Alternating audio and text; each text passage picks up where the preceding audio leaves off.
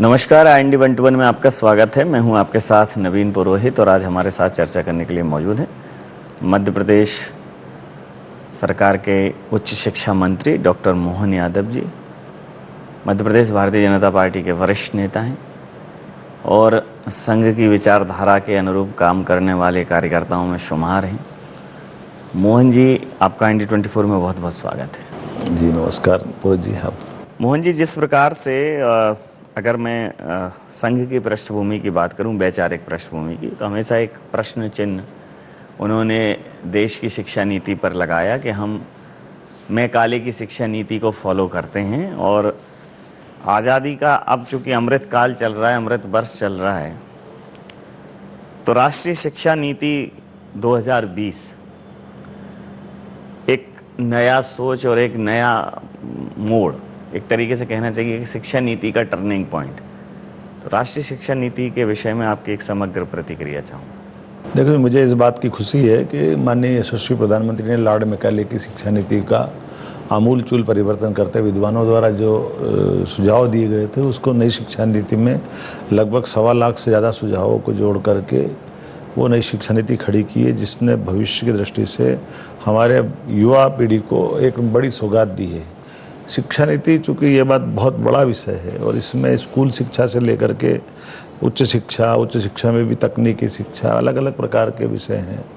लेकिन मुझे इस बात की प्रसन्नता कि यशस्वी मुख्यमंत्री माननीय शिवराज सिंह जी के नेतृत्व में हमने उच्च शिक्षा में नई शिक्षा नीति को जैसे ही अनाउंस की उसी साल लागू करने का प्रयास किया है और सफलता के साथ कोविड की कठिन चुनौतियों के बावजूद भी हमने अपने नई शिक्षा नीति में प्रवेश किया और हम अब सेकेंड ईयर में जा रहे हैं। और अभी जिस प्रकार का हमने कोर्स डिज़ाइन किया, यहाँ के विद्वत परिषद के माध्यम से, हमारी टास्क फोर्स के माध्यम से और कॉमोवेस पूरे प्रदेश में नई शिक्षा नीति का स्वागत भी हुआ, विद्यार्थियों ने भी पसंद किया। और यही कारण है कि लगभग 76,000 विद्यार्थियों ने जैविक खेती को ऐच्छिक सब्जेक्ट के रूप में अपने आप में उनने अपने विषय में जोड़ा है। साथ ही साथ लगभग 17,000 विद्यार्थियों ने बागवानी को अपना एक विषय बनाया है। ये अगर नई शिक्षा नीति नहीं होती तो ये बड़े पैमाने पे कृषि आधारित शिक्षा वाले राज्य में इतने बड़े युवा समुदाय को इनसे वंचित रहना पड़ता है। मैं चूँकि ग्रामीण पृष्ठभूमि में खुद भी आता हूँ, मुझे इस बात का अफसोस है। मैंने आज से लगभग 40 साल पहले BSc में एडमिशन लिया। BSc ज़रूर की, लेकिन मैं अपने उस BSc का अपने खुद के खेती या अपनी बागवानी में कोई उपयोग नहीं कर पाया। ऐसे मेरे जैसे बहुत लोग हैं जो अपनी क्षमता योग्यता से, तो मुझे अब इस बात का संतोष है कि नई शिक्षा नीति में हमारे पास ये जो व्यावसायिक कोर्स है, समान जो बाकी कोर्स हैं, उन विभागों को जोड़ करके उनके माध्यम से भी हम अपनी डिग्री देने के लिए हम आगे बढ़ रहे हैं। और ये जो अब कुल मिला करके शिक्षित बेरोजगार बनाने वाली जो पुरानी शिक्षा पद्धति थी, उसको आमूल चूल परिवर्तन करते हुए अब गुणवत्तापूर्ण शिक्षा, उपयोगी शिक्षा, अपने स्वयं के कॉन्फिडेंस से कोई व्यवसाय करना हो या सर्विस करना हो, उस लायक युवा बनाने के लिए, और ख़ासकर उच्च शिक्षा में जिसको अध्ययन करने की शुद्ध रुचि हो, उन्हीं के लिए ये शिक्षा नीति काम आएगी। अन्यथा अगर स्कूल जीवन में जो नई शिक्षा नीति लागू हो जाएगी तो क्लास 6 के बाद ही वो उनकी स्टार्टिंग हो जाएगी। जिनको आगे बढ़ना वो आएंगे, जिनको कोई अपने ITI टाइप के कोर्स लेना वो उसमें करते जाएंगे। और हाई सेकेंडरी लेवल पर तो बहुत सारे एक तरह से ग्रेड बन जाएगी। तो जो अभी आप पढ़े लिखे बेरोजगार की जो फौज बनती है, उस फौज के बजाय उनका अपना जीवन उपयोगी सिद्ध हो जाए, इस दिशा में आगे बढ़े। एक महत्वपूर्ण प्रश्न इसी से जुड़ा हुआ है, चूँकि आपके जवाब में 2 शब्दों का जिक्र हुआ, एक व्यावसायिक शिक्षा और रोजगार उन्मुखी शिक्षा।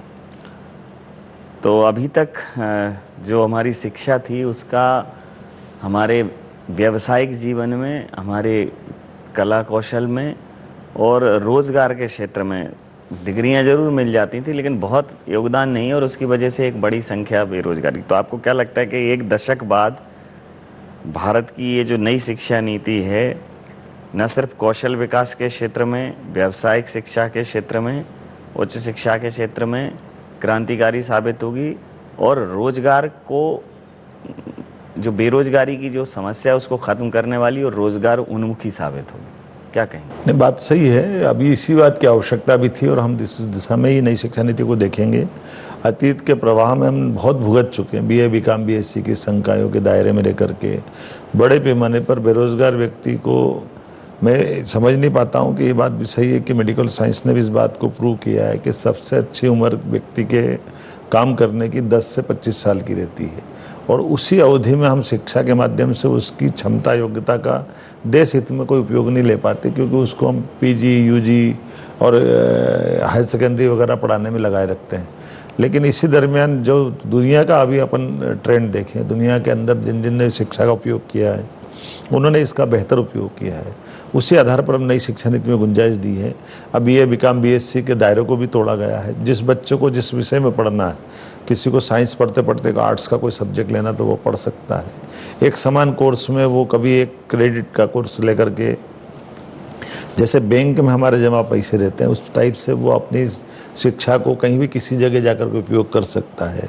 जीवन के जिस उम्र में भी पढ़ना चाहे वो पढ़ सकता है, इसमें कोई उसको रोक टोक नहीं रहने वाली है। 1 डिग्री रहते रहते वो 2 डिग्री करना चाहे तो 2 डिग्री कर सकता है। व्यावसायिक शिक्षा की बात जो आपने कही, तो अभी हमारे पास में जो अलग अलग प्रकार के जैसे MSME के विभाग है, कृषि है और अन्य अन्य विषय विभाग है, उनसे MOU करते हुए हम अपने साथ टाइम उनको सप्लीमेंट साथ में कुछ डिप्लोमा टाइप कोर्स भी कराएंगे, जिससे भविष्य में वो अपने चॉइस के विषय में हुनरमंद हो सके, उसका लाभ उनको मिले, समाज को भी मिले। प्रधानमंत्री की खुद की एक कौशल विकास की दिशा में एक बड़ी सोच है, और प्रधानमंत्री जी का सोचना ये है कि, और व्यवहारिक रूप से वो सही भी है कि हर व्यक्ति UPSC और PSC ये सब क्लियर कर ले, ये संभव नहीं है। और सिर्फ UPSC और PSC क्लियर करके ही आप सामाजिक ताने बाने को नहीं चला सकते। आपको हर क्षेत्र में एक कुशल और दक्ष लोगों की आवश्यकता है। तो उन्होंने बहुत फोकस किया है छोटे छोटे IITs पे, और जो प्रधानमंत्री कौशल केंद्र बनाए हैं कौशल विकास के, तो उच्च शिक्षा के माध्यम मतलब जो उच्च शिक्षा के केंद्र हैं, महाविद्यालय हैं, उसमें उनको कैसे कनेक्ट करेंगे?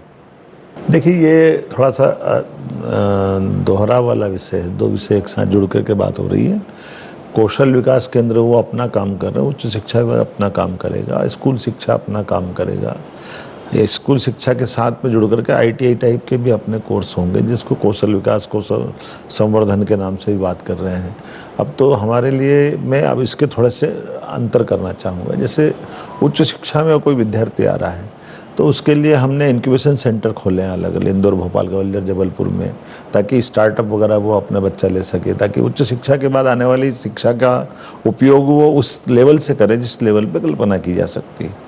इसी में हमने ये भी बात गुंजाइश रख ली, जैसे स्मार्ट सिटी की कल्पना माननीय प्रधानमंत्री जी की है, उनने भी इंक्यूबेशन सेंटर खोले हैं। तो उनके एक बार इन्वेस्ट करना सरल है, पैसा लगाना सरल है, लेकिन बाद में चलाएगा कौन, उसको कौन देखेगा? तो इस तरह से हमने उनका ध्यान में लेकर के, जैसे उज्जैन का तो इंक्यूबेशन सेंटर हमने विक्रम यूनिवर्सिटी और माधव साइंस कॉलेज को साथ में जोड़ दिया है।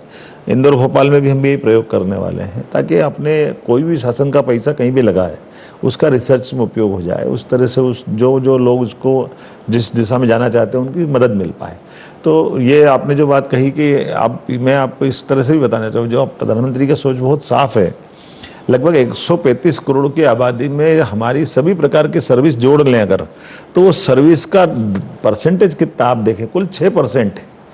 तो 6% सारी सब प्रकार की नौकरियों को निकाल लो, तो हमारे पास लगभग 94% ऐसे लोग हैं जिनका सर्विस से कोई लेने देना नहीं।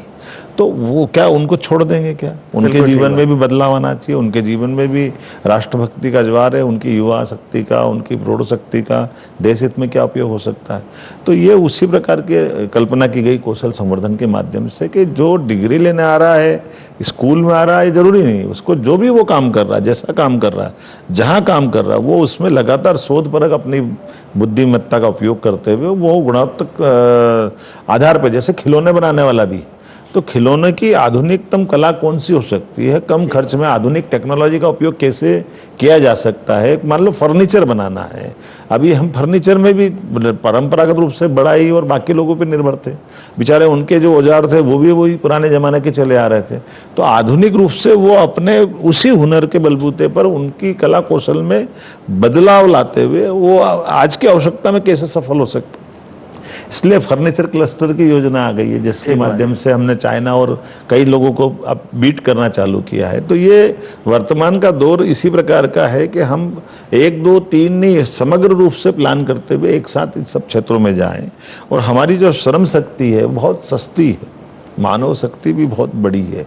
तो ये जो हमारी मानव संपदा है, इसका संपदा ना मानते हुए एक तरह से वो जीवित इकाई भी है, और उसके अपने ज्ञान कौशल से वो लगातार गुणवत्तापूर्ण अपने रिजल्ट भी दे और समाज हित में उनका जीवन भी सुधरे और देश के साथ वो आगे बढ़े। एक बड़ा महत्वपूर्ण तथ्य की ओर आपका ध्यान आकर्षित करना चाहूँगा कि उच्च शिक्षा विभाग अगर देखा जाए तो मध्य प्रदेश के काफ़ी व्यापक विभाग है। मध्य प्रदेश के सुदूर अंचलों में भी जो है महाविद्यालय हैं। 2 बहुत बड़ी समस्याएं आती हैं, एक तो भवन की समस्या है, दूसरा वहाँ जो स्टाफ कार्यरत रहता है, सुदूर अंचलों में लोग जाना नहीं चाहते। हालांकि आपने इसको लेकर काफ़ी सख्ती की है, नहीं तो लोगों की संभाग मुख्यालयों पर या शहरों पर और तमाम कारणों पर, लेकिन अब सुदूर अंचलों में भी प्रोफेसर्स को आप पहुंचा रहे हैं, और जहां प्रोफेसर्स नहीं हैं वहाँ जो अतिथि विद्वान शिक्षक रख रहे हैं। तो जो सुदूर अंचलों में जो कॉलेजेस हैं वो कहीं ना कहीं वहाँ लोग, हर व्यक्ति शहर नहीं आ पाता।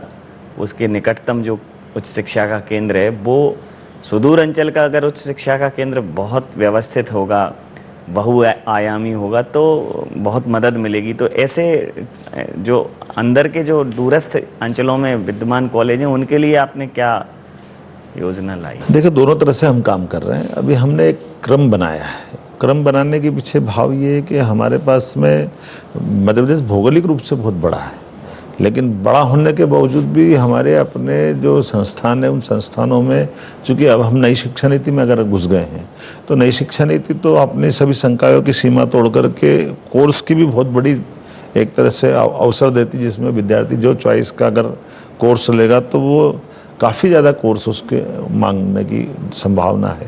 ऐसे में उसको अपनी पढ़ाई उसकी चॉइस के कोर्स भी मिलना चाहिए, उनकी गुणवत्तापूर्ण तरीके में भी कोई कॉम्प्रोमाइज़ नहीं करना चाहेंगे। पर उसकी पसंद का कोई कोर्स दिया और हल्का पतला कोई शिक्षक रहा तो मज़ा नहीं आएगा।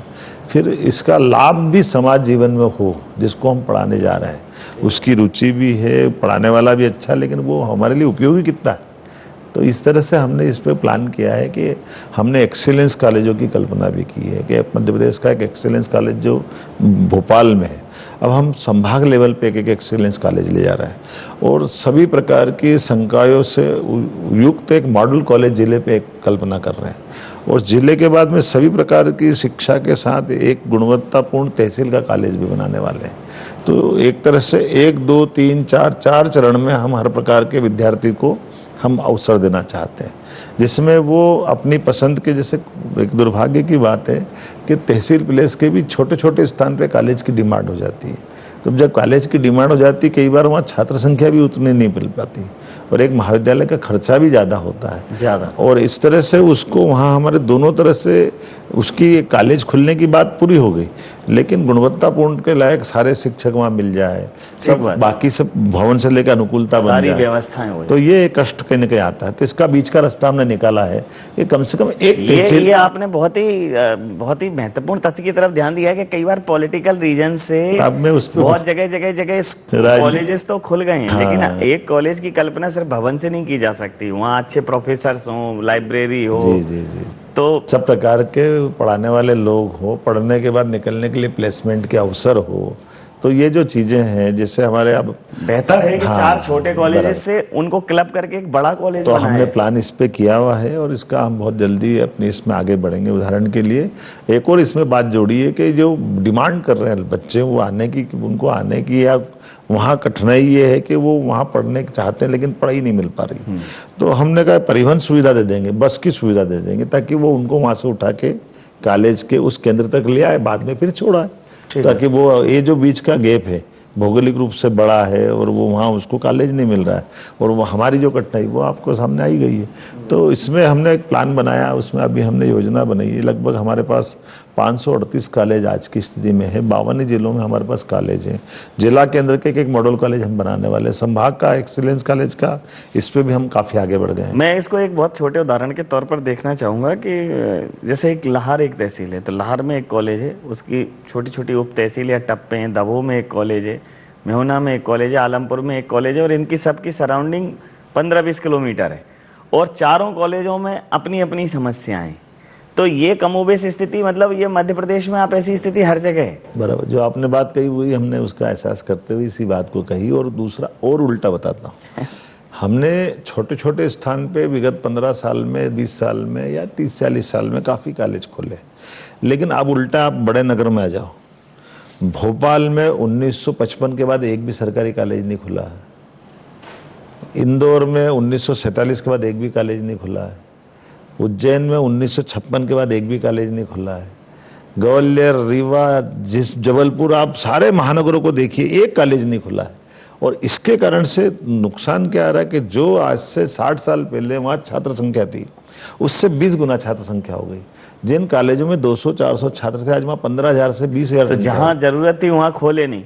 अब मैं उस पर इसीलिए मैंने कहा कि हम उसको इस तरह से ला रहे हैं कि ये हमारे जो शहरी क्षेत्र छूट गए थे, अब उनकी डिमांड कितनी और आने वाले 20 साल तक वो किस रूप में जा सकते हैं, उनको भी हम प्लान करके बढ़ा रहे हैं कि जो बड़े महानगर है, बड़े जिला केंद्र है।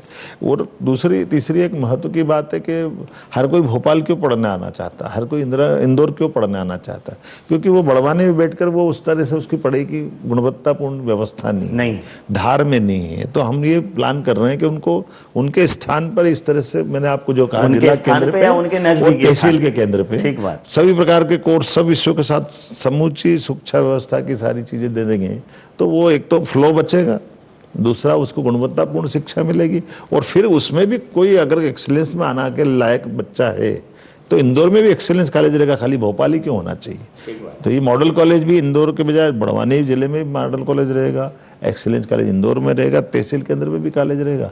इस रचना से मुझे लगता है कि इससे काफ़ी हद तक अपन समाधानकारी स्थिति में आएंगे। आप उच्च शिक्षा की दिशा में अगर ये देखें तो भले ही सरकारी कॉलेजेस नहीं खुले हों शहरी क्षेत्रों में, लेकिन शहरी क्षेत्रों में पिछले 1 दशक में प्राइवेट जो विश्वविद्यालय हैं, कॉलेजेस तो ठीक ही हैं सर, मैं तो विश्वविद्यालय की बात कर रहा हूँ, तमाम विश्वविद्यालय ग्वालियर हो, इंदौर हो, भोपाल हो, जबलपुर हो, सब जगह आए। अब चूंकि ये निजी विश्वविद्यालय हैं, उनका अपना पाठ्यक्रम है, उनकी अपनी ऑटोनोमस बॉडी है, तो बहुत महत्वपूर्ण हो जाता है कि उनकी जो शिक्षा व्यवस्था है, उनकी जो कार्यप्रणाली है, उस पर विभाग की एक पैनी नज़र हो। तो इनके साथ इनको चूँकि परिस्थितियों को देख के उच्च शिक्षा को बढ़ाने के लिए नए शिक्षा के क्षेत्र में जो काम करना चाहती हैं जो संस्थाएं, उनको भी अवसर देना जरूरी है, और साथ में वो राष्ट्रीय शिक्षा नीति के साथ कदम ताल करें, ये भी जरूरी है। तो कैसे सर इसको संचालित कर रहे हैं? देखिए, ये अपने भी अच्छा विषय निकाला कि शिक्षा में केवल सरकार ही सब कुछ कर देगी, ऐसा भी नहीं। हम अगर देश के अंदर निगाह दौड़ाएं शिक्षा विभाग में, तो हमारे पास महाराष्ट्र है, कर्नाटक है, आंध्र है, तमिलनाडु है, केरल है, ये राज्य मिलेंगे जिन राज्यों ने, यहाँ तक कि मणिपुर, अब अपने पास साउथ में भी, हाँ सिक्किम, तो ये जो छोटे छोटे राज्य भी हैं और उनने शिक्षा को एक तरह से अपने यहाँ विकास का मॉडल बना करके उनके बाकी के संसाधन उसके आसपास में डेवलप भी कर लिए। बिल्कुल ठीक है। तो मध्य प्रदेश तो सबसे ज्यादा अनुकूलता वाला राज्य है, जहाँ पूरे देश के लोग आ सकते हैं, ना कोई आंधी आती, ना तूफान आता, ना समुद्र है, ना कोई सूखा पड़ता है। तो हम इसका उपयोग क्यों नहीं करें? ये इसी आधार पे हमने कहा कि हमारे बच्चों को भी लाभ मिले और देश के साथ विदेश के लोग भी आए। आपने तमाम बड़े संस्थानों को आमंत्रित किया है सर, तो उसी एंगल से हमने कहा कि भाई, लेकिन ये भी मैं आपको बताना चाहूंगा कि यद्यपि यूनिवर्सिटियां खुली है हमारी, लेकिन यूनिवर्सिटियां भी अगर आप देखो तो 90% यूनिवर्सिटी इंदौर या भोपाल। अब हमारा आप बताएंगे उज्जैन में, सतना में, रीवा में, उधर ग्वालियर में एक यूनिवर्सिटी, सागर एक यूनिवर्सिटी। तो ये जो एक दो कुल यूनिवर्सिटियां हैं, जो आज से आजादी के पहले डॉक्टर हरि सिंह गौर जी ने विश्वविद्यालय खोल दिया, वहां प्राइवेट यूनिवर्सिटियां क्यों नहीं खुलना चाहती? तो ये विषय आता है कि भाई कहीं ना कहीं हमको इस पे काम करने की ज़रूरत है कि हम विश्वविद्यालय को भी प्रमोट करें कि भाई आप माँ खोलिए, हम सरकार का आपको क्या क्या लाभ दे सकते हैं, क्योंकि वो जो चीज़ों जिससे शिक्षा की व्यवस्था, और ये एक तरह से हमारा प्रदेश शिक्षा में भी बड़े पैमाने पर देश की सेवा कर सके। जो देश के अन्य क्षेत्रों के विद्यार्थी हैं अच्छे कोर्स लेकर पढ़ना चाहें, क्योंकि प्राइवेट में का सबसे अच्छी बात है अगर प्राइवेट के विश्वविद्यालय आते हैं और गुणवत्तापूर्ण शिक्षा देते हैं तो बड़े पैमाने पर देश तो क्या विदेश से भी विद्यार्थी आना चाहेंगे, वो पढ़ते हैं उसमें। और उनके यहाँ ये सरलता कि वो हमको कोई कैबिनेट में पद पारित नहीं करना है कि भाई ये पर्टिकुलर कोर्स लाना है, उनको आज रात को सपना आएगा कल लागू कर देंगे, वो कोई रोकने वाला नहीं। अच्छी चीज़ है। तो एक तरह से वो सारे नए कोर्स जिसकी आवश्यकता उस प्रकार के उन बच्चों को सुविधा देने के मामले में भी उनके पास काफ़ी गुंजाइश है। बाकी चीज़ों को अभी प्लेसमेंट से लेकर कई सारे संस्थानों ने अब अपने युवा लोगों को उपलब्ध कराना चालू कर दिया, जिनसे MOU करके यहाँ से निकले बच्चे हमारे यहाँ दे देना। तो ये एक तरह से शिक्षा, ये एक तो अपनी बहुत व्यापक परिप्रेक्ष्य में देखना पड़ेगा, लेकिन ये बात भी सही कि वो शिक्षा की मंडी गलत रास्ते पे नहीं चली जाए, ये देखने का काम भी हमारा है। हम उसको देख भी रहे हैं और इसमें जो अच्छे काम करने वाले उनको प्रमोट भी कर रहे हैं। तो अजीम प्रेम जी, सिम्बाइसिस वगैरह सबको हमने 1-1 रुपये जमीन 1 रुपये में भी देने को तैयार है। और VIT ग्रुप जैसे ये जो तमिलनाडु से आया था, जो अपने पास अभी काम कर ही रहा है, ऐसे अपना MIT ग्रुप पूना वाला उज्जैन में उसको लेकर के आए। ऐसे हम अच्छे जो संस्थान जिनने अपनी अच्छी रेपुटेशन बनाई है देश में, उनको भी ला रहे हैं और कुल मिलाकर मध्य प्रदेश का शिक्षा का पूरा क्षेत्र बदल जाए ऐसा प्रयास कर रहे हैं। जिस प्रकार से शिक्षा का परिदृश्य बदले तो शिक्षा की गुणवत्ता जिस प्रकार से आंकी जाती है, मध्य प्रदेश के लिए सौभाग्य की बात है कि एक कॉलेज जिसमें आप स्वयं पढ़े हैं, माधव कॉलेज उज्जैन, आप उसके विद्यार्थी रहे हैं और आज उसी कॉलेज का छात्र उच्च शिक्षा मंत्री है। क्या अद्भुत संयोग है। और वो कॉलेज नेक में A++ की कैटेगरी में है। तो ऐसे और भी इंस्टीट्यूट हों, प्राइवेट भी और सरकारी भी, मध्य प्रदेश के संस्थान वो चाहे सरकारी हों या निजी हों, अगर वो शिक्षा की उत्कृष्टता को बनाए रखते हैं तो अल्टीमेटली प्रदेश का भला है, देश का भला है। क्या कहें? मैं भी सहमत हूँ आपसे और इसीलिए हम प्रयास कर रहे हैं कि जो नेक की ग्रेडेशन कराने वाली जो कॉलेज है उनकी सूची बनवा करके उनको 1-2 साल पहले प्रिपेयर करा रहे हैं। हमारे अपने छोटे दल भेज करके हम उसकी नेक की तरह उनकी परीक्षा करवा रहे हैं। उनको जो छोटी मोटी आवश्यकता है उनकी पूर्ति करा रहे हैं। अधोसंरचना का काम हो वो भी कर, कोई सर्विस का प्लेसमेंट में किसी को देना, किसी को प्राध्यापक की जरूरत हो, सारे प्रयास कर रहे हैं कि हमारे जो भी महाविद्यालय है वो अपनी पुरानी व्यवस्था से और उच्चतम स्थिति में, अच्छी स्थिति में आए। और मुझे इस बात की प्रसन्नता कि आज की स्थिति में हम इसमें काफ़ी अच्छी स्थिति में आए हैं। 99% हमारी पुरानी जो ग्रेड की जिन महाविद्यालयों की ग्रेड थी उसमें हम सुधार करते हुए आए। जैसे आपने माधव साइंस कॉलेज की बात कही, ये पूरे देश में A++ का कॉलेज आया है। पुरानी ग्रेड इसकी केवल A थी। हमारा रीवा का कॉलेज वो भी A+ ग्रेड का आया है। ऐसे लगभग हमारे इस साल के 77 कॉलेजों की ग्रेड अगर अपन देखें तो हमारे A+, A+, B++,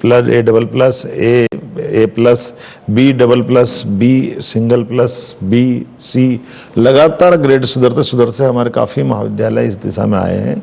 और इसके अलावा भी हमने अपने जो स्वामी विवेकानंद कैरियर गाइडेंस योजना है, हमारे शिक्षकों की ट्रेनिंग कैंप है या बाकी कार्यक्रम भी हमने हाथ में लिए, जिसके माध्यम से केवल भौतिक अधोसंरचना नहीं हो जाए, 2-4 कॉलेज अच्छे नहीं हो जाए, समूचा क्षेत्र पर बदले, इस पर हम काम कर रहे हैं। अगर आपके विभाग से इतर अब थोड़ा सा वैश्विक परिदृश्य की, राष्ट्रीय परिदृश्य की बात करूं तो देश आज़ादी का अमृत महोत्सव मना रहा है। आरोप है आप पे, आप ऐसा लग रहा है कि जैसे जो भी चेंज हुआ वो सब 2014 के बाद ही चेंज हुआ। कांग्रेस कहती है कि आप उन्हें सिरे से खारिज कर रहे हैं। प्रधानमंत्री जी जो है आज़ादी का अमृत महोत्सव बना रहे हैं। जिस साल अमृत महोत्सव मनाया जा रहा है 75वां, उसी साल राहुल जी भारत जोड़ो यात्रा निकाल रहे हैं। बिल्कुल विरोधाभासी है। आप इधर अमृत महोत्सव मनाते हैं और वो भारत जोड़ो की यात्रा निकालते हैं। क्या कहें? अब मैं तो आपके प्रश्न में आपका उत्तर दिख रहा है आपको। 2014 में राजनीतिक परिदृश्य को आप देखेंगे तो कांग्रेस किस स्थान पे थी और 2022 में आज कांग्रेस किस स्थान पे बची है। तो वो स्वाभाविक रूप से भारत जोड़ो के बजाय वो कांग्रेस जोड़ो और अपना आधार बनाने के लिए निकले हैं। मैं उनका स्वागत करता हूँ, वो लोकतंत्र में सबको अधिकार भी होना भी चाहिए। लेकिन ये आप बजाय बाहर के दिखावे के करने के बजाय उनकी पार्टी उनका काम करती है, हम उनको तो रोक नहीं सकते हैं, लेकिन वो आत्म मूल्यांकन करे, आत्म विश्लेषण करे कि उनसे कहाँ कहाँ चूक हुई, कैसी गलतियां हो रही। और आज भी वो उस रास्ते पे जा रहा है। उन्हें जो कांग्रेस का एक कष्ट यही है, कांग्रेस के वो पूर्ववर्ती उनके जो राष्ट्रीय अध्यक्ष रह चुके उनके कदमों की तरफ भी नहीं देखते। कांग्रेस अगर महामना मदन मोहन मालवीय की तरफ देखते, जिन्होंने हिंदू विश्वविद्यालय बनारस की स्थापना की, बाल गंगाधर लाला लाजपत ने अपने लड़ाई, कितनी लाल बाल पाल की लड़ाई सामने आई थी, तो इनने देश की जड़ों से जोड़ने के जो प्रकल्प चालू किए थे। दुर्भाग्य कांग्रेस ने नेहरू जी के बाद से उस लाइन को बदला है, अपने आप को बदला है। महात्मा गांधी का वो राम राज्य का सपना उनने छोड़ने की बात कर दी, तो इससे बढ़कर दुर्भाग्य क्या होगा।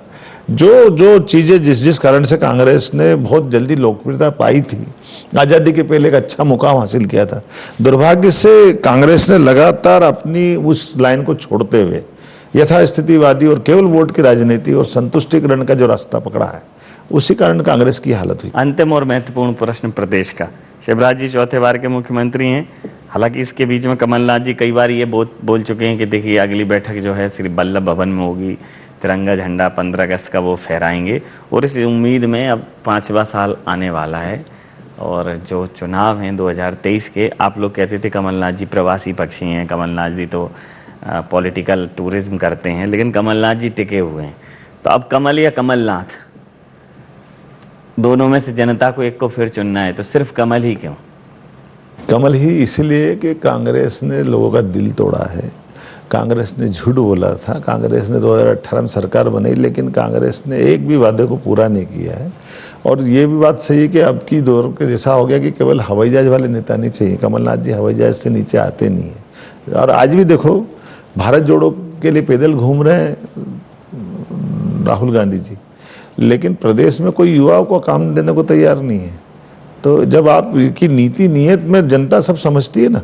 हमारी पार्टी को देखिए, उल्टे जब माननीय आडवाणी जी आज भी हैं, मुरली मनोहर जी हैं, लेकिन माननीय मोदी जी उनसे छोटे थे। पार्टी हमारे गंगा के प्रवाह की तरह है, वो हर मुकाम पे नए आने वाली अपने कार्यकर्ताओं को काम देती जाती है, और ये काम देते रहना भी चाहिए। कोई भी पार्टी की जीवंतता इसी से रहेगी।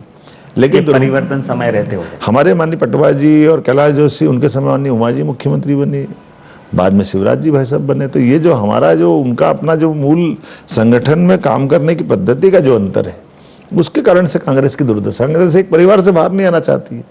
कांग्रेस ने सब कुछ, आज भी वो राजा महाराजा के जमाने को याद करती। तो ये जो अंतर है, उस अंतर का कोई इलाज नहीं है, इससे कांग्रेस का ही नुकसान होगा। मेरी तो सहानुभूति कांग्रेस के प्रति, कांग्रेस अपने गलतियों को अगर समझे तो निश्चित रूप से कांग्रेस कम से कम सशक्त विपक्षी भूमि। अभी आप बात करिए, चलो विधानसभा का अभी 13 से चलने वाला 17 तक का सत्र, कांग्रेस ने डे फर्स्ट से क्वेश्चन नंबर में ही बिगाड़ा करना चालू कर दिया। जो बात जहां जिस समय कहनी चाहिए, जैसी कहना चाहिए, कांग्रेस ने उसमें विश्वास ही नहीं किया। और उनकी छोड़ो, पहली बार उनने अपना नेता प्रतिपक्ष बनाया था गोविंद सिंह जी। तो नेता प्रतिपक्ष भी अपना कोई बात रख सकता है, उनको भी मौका कांग्रेस ने नहीं दिया। तो जब आप आपके नेता की इज्जत नहीं करोगे तो फिर हम तो अपोजिशन वाले हैं उनके हिसाब से। तो मुख्यमंत्री जी खड़े हो रहे तब भी आप हल्ला मचा रहे हो, उनकी भी इज्जत खराब कर रहे हो। तो ये कांग्रेस किसके लिए कर रही है? कांग्रेस ने लोकतंत्र में विश्वास है कि नहीं है? कांग्रेस अपने विधायकों में, विधायक दल में बात क्या करते है समझ नहीं पाते। आप सरल बात अगर कहें कि आज भाजपा जनसंघ के जमाने से आगे बढ़ती है ये, तो वो अपनी स्वस्थ वातावरण में नेता प्रतिपक्ष की भूमिका में, नेता पक्ष की भूमिका में अपने लोगों को डेवलप करते करते, जिनकी डिबेट आज भी अपनी लाइब्रेरी में पड़ी हुई है, पटवा जी की डिबेट, विक्रम वर्मा जी की डिबेट, आज जब से जनसंघ के जमाने से 2-2 4-4 हमारे सदस्य रहते, वो भी घंटों बोल बोल के विधानसभा में पूरे प्रदेश का ध्यान आकर्षित करते थे। आज कांग्रेस के लोग क्यों नहीं बोलना चाहते हैं? वो क्यों हंगामा करते हैं? उनके विषयों को लेकर के वो जनता के सामने आए, माननीय विधानसभा अध्यक्ष के सामने अपना अवसर दें, और वो अपनी बात को तार्किक ढंग से अगर रखेंगे तो ये लोकतंत्र भी बचेगा, उनकी बात भी आएगी। और जनता पे छोड़े, पक्ष की बात हो विपक्ष की बात है, लेकिन अगर आप पसंद नहीं करते हो और फिर बाद में हंगामा मचाते, सत्र खत्म कर दिया, तो सत्र खत्म किसने कर दिया? जनता के सामने तो ओपन हो गए ना, अब बचा क्या है? तो राष्ट्रीय नीति, राष्ट्रीय शिक्षा नीति 2020 इस सदी के लिए, इस देश के लिए एक संजीवनी सिद्ध होगी।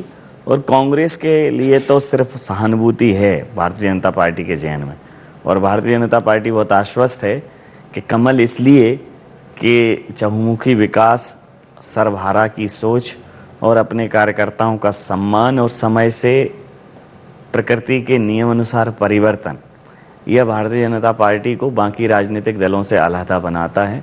तमाम सारे पहलुओं पर सर आपके वही चिरपरिचित शैली में वार्तालाप हुआ, आपने तमाम विचार साझा किए और राष्ट्रीय शिक्षा नीति और के तारतम्य में मध्य प्रदेश का उच्च शिक्षा विभाग नए आयाम गढ़े, ऐसी हमारी शुभकामनाएं। आपका बहुत धन्यवाद, बहुत आभार। आपका भी बहुत बहुत धन्यवाद है। मैं उम्मीद करता हूं कि आपका चैनल जिस ढंग से काम करता है, एक साख बनाता है, वो साख कायम रहेगी। मेरी बधाई।